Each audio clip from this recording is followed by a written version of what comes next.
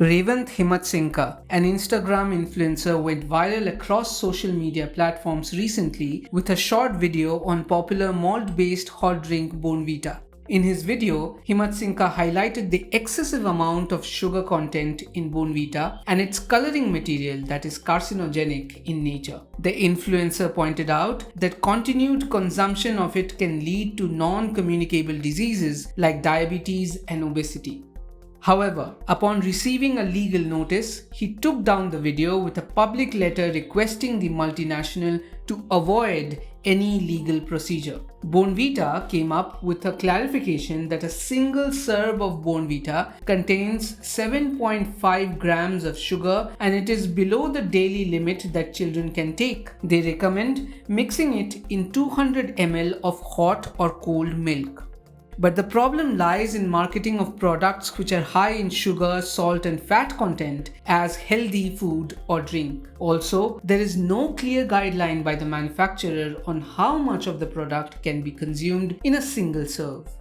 Ashim Sanyal, the Chief Operating Officer at Consumer Voice, says food products that are marketed as healthy are different from supplementary medicines prescribed by a doctor.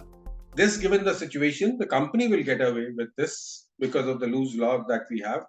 But the concern basically is that can they be called a health drink is something that we need to address, overriding all other factors. Now, most of the health drinks are meant for children and elderly people.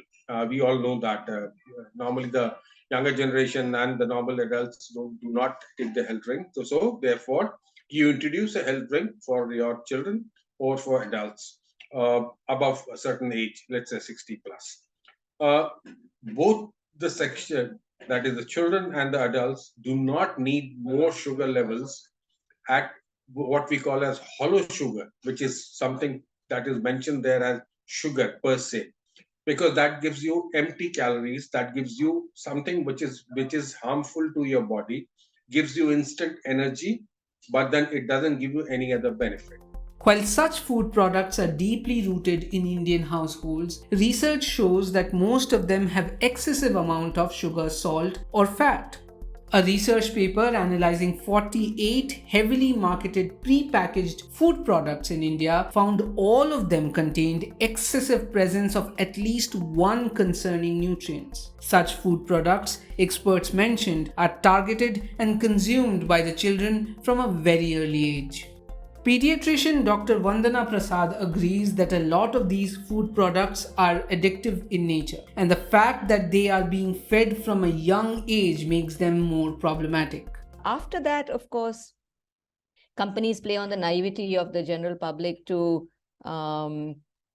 basically sell and to make their profits. And one very hard-hitting example of this and how naive the Indian market is, that the same products that people have become clever about in, say, Western countries, the very same product sold in our country, the same bottle of beverage or the same packet of a pre-packaged snack, for instance, would have higher levels of sugar, salt and fat in India than they would in another country where there's better regulation.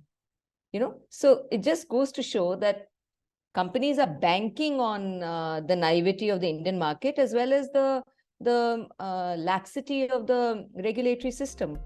In India, there seems to be a lack of clarity regarding regulations on how packaged foods are marketed. Two laws can be, utilized to regulate misleading advertisements, and they have to be seen actually together. One of them is the Food Standards and Safety Act, and the other, which says that no product shall use misleading or shall provide misleading information. But unfortunately, this act doesn't detail what misleading means. It doesn't actually define legally what misleading means. And to do that, we have to go into a subsequent act, that's the Consumer Protection Act, which then starts to define misleading in some sense. But they're quite easy to get away with. A debate around implementing front of packet labeling or FOPL is going on in the country today. If a product contains excessive amounts of added sugar, salt or fat, the FOPL is mandated to mention the same on the front of the pack in a clear manner. Since there is evidence suggesting the use of excessive salt, sugar and fat over a period of time results in non-communicable and cardiovascular diseases, India today is in dire need of clear laws regarding the marketing and advertisements of such products, especially when they are being marketed as healthy food.